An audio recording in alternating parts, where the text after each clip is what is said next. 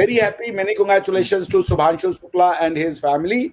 Many congratulations to all other. शायद तारीख में पहली बार मैंने ऐसा quote 3, 2, 1, ignition and liftoff.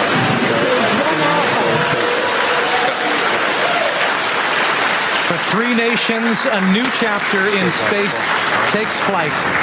और मैं जितना भी सुनती हूँ मैं कहती हूँ, oh my God, अभी तो ये कहाँ पाकिस्तान की आइडेंटिटी आज की डेट में है फॉर टेररिज्म या कहीं पे किसी को मारना मरवाना है तो ये पाकिस्तान है। 74 साल गुजरने के बावजूद हम इतने बैकवर्ड क्यों हैं?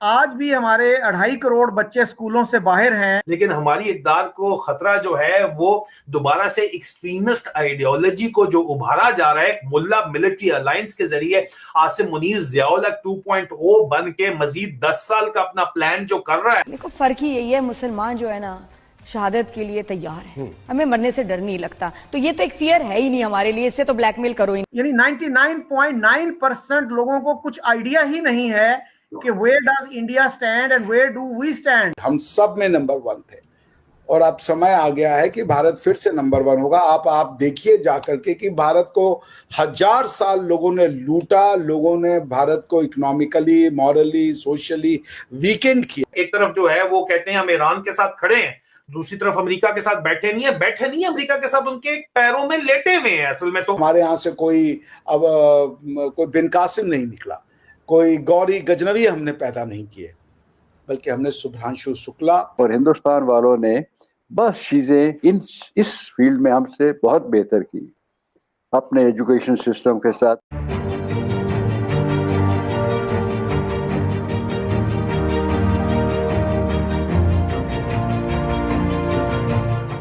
नमस्कार दोस्तों, जय हिंद। निक न्यूज़ भारत की रिएक्शन वीडियो में आप सभी का स्वागत है। दोस्तों, भारत ने फिर से एक बार दिखा दिया कि भारत किसी से कम नहीं, भारत भी बढ़ चढ़कर हर चीज़ में हिस्सा ले रहा है। और दोस्तों, भारत ने एक और कामयाबी हासिल कर ली है।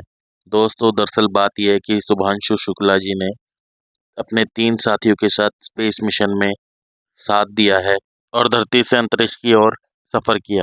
दोस्तों, भारतीय समय के अनुसार ये 12:20 पर ये मिशन लॉन्च हुआ और दोस्तों, मिशन लॉन्च होते ही दोस्तों सबके मन में खुशी की लहर दौड़ गई। हर भारतीय के मन में खुशी है। और दोस्तों, स्पेस क्राफ्ट से शुभांशु शुक्ला ने अपना पहला मैसेज किया और दोस्तों उन्होंने कहा कि नमस्कार दोस्तों, अब हम 7.5 किलोमीटर प्रति सेकंड की रफ्तार से पूरी धरती के चक्कर लगा रहे हैं। और दोस्तों, ये बहुत ही अच्छा अनुभव है। और उन्होंने कहा कि मेरे कंधे पे जो तिरंगा है वो मुझे ये याद दिलाता है कि हर भारतीय मेरे साथ है। तो दोस्तों, इसी टॉपिक पर चलते हैं आगे की वीडियो की तरफ। धन्यवाद। अच्छा सर, पिछले दिनों मैंने प्रोफेसर AH नैयर का किया इंटरव्यू। तो वो कायदे-आज़म यूनिवर्सिटी में फिजिक्स पढ़ाते रहे काफ़ी अरसा और उन्होंने लंदन से PhD की हुई है। उनसे मैंने पूछा कि साइंस में इंडिया को आप कितने नंबर देंगे 100 में से और पाकिस्तान को कितने देंगे? तो उन्होंने कहा जी इंडिया को 80 नंबर और पाकिस्तान को 10 नंबर। तो इतना बड़ा गैप है और हमारे यानी 99.9% लोगों को कुछ आइडिया ही नहीं है कि where does India stand and where do we stand. तो ये जो एहसास है, जो हमें एहसास भी नहीं है, तो ये तो बहुत तशवीशनाक बात नहीं है। वो कहते हैं जी कि असल जहालत ये नहीं होती कि आपको कोई चीज आती नहीं, असल जहालत ये है कि आपको ये भी पता नहीं कि आपको कौन सी चीज नहीं आती। तो हमारा मीडिया, हमारे जो थिंकिंग सेक्शंस हैं, हमारा एकेडेमिया, यूनिवर्सिटियां और मीडिया क्या रोल अदा कर रहे हैं इस सिलसिले में? हिंदुस्तान वालों ने बस चीजें इस फील्ड में हमसे बहुत बेहतर की अपने एजुकेशन सिस्टम के साथ। उन्होंने ज्यादा नहीं किया। आजकल फिर हमने दोबारा शुरू कर दिया ना, एक यूनिफॉर्म बना देंगे एजुकेशन सिस्टम, सबको जहल बना देंगे एक ही जैसा। उन्होंने पुराने कुछ एलीट स्कूलों में वो रखा ताकि एक अच्छी पढ़ी लिखी क्लास तो पैदा हो।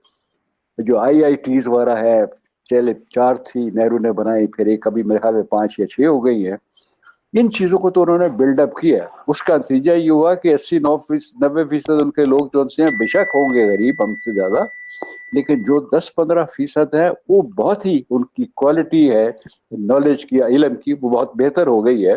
इसीलिए आप देखिए अब दूसरे मुल्कों में भी जाके वो संभाल लेते। ये पहला ऐसा मौका है जब एक इंटरनेशनल स्पेस स्टेशन जो कि कई देश मिलकर के उसको चलाते हैं, जैसे आपको पता होगा, तो उसमें ये पहले आने वाले हैं।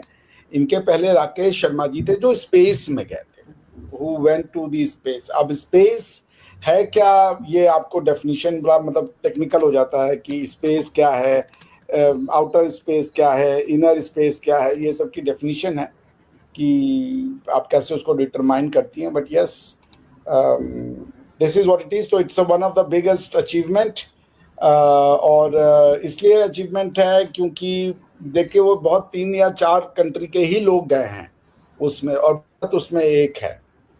तो भारत की जो आइडेंटिटी है वो एक जो नया वर्ल्ड ऑर्डर है, जो टेक्नोलॉजी ड्रिवन है, जो साइंस ड्रिवन है, जो नॉलेज ड्रिवन है, भारत ने उसमें अपनी पैठ बना ली है। भारत उसका एक इम्पॉर्टेंट प्लेयर के रूप में निकल के आया है। बात आपको ध्यान रखनी पड़ेगी। जैसे पाकिस्तान की आइडेंटिटी आज की डेट में है फॉर टेररिज्म, या कहीं पे किसी को मारना मरवाना है तो पाकिस्तान है, उसके बाद रेडिकल इस्लाम है तो उसका मतलब पाकिस्तान है। लेकिन जब AI है, आर्टिफिशियल इंटेलिजेंस, जब कहीं पे टेक्नोलॉजी है, साइंस है, स्पेस एक्सप्लोरेशन है, वो सब का जब बात आएगा then it's always India. And I am happy कि सर ऐसा नहीं है कि पाकिस्तान में साइंस सर मैं आपको रोकूंगी बिल्कुल सर।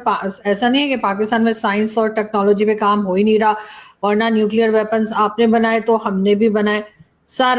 जहाज आपके यहाँ भी चलते हैं, हमारे भी चलते हैं। ऐसा कम ज्यादा जरूर हो सकता है, मैं मानती हूँ, लेकिन ऐसा नहीं कि हमारे यहाँ काम हो ही नहीं रहा। जितना होना चाहिए उतना नहीं हो रहा, ये जरूर मैं मानती हूँ कि हम दूसरी चीजों में ज्यादा उलझे रहते हैं, गलत कामों में या गलत चीजों में जो इतनी इंपॉर्टेंट नहीं है। लेकिन फिर भी सर बिल्कुल जीरो पे तो आप हमें नहीं ले जा सकते ना। मैं आपको माइनस में रैंक करूंगा, मैं रीजन बता देता हूँ क्यों।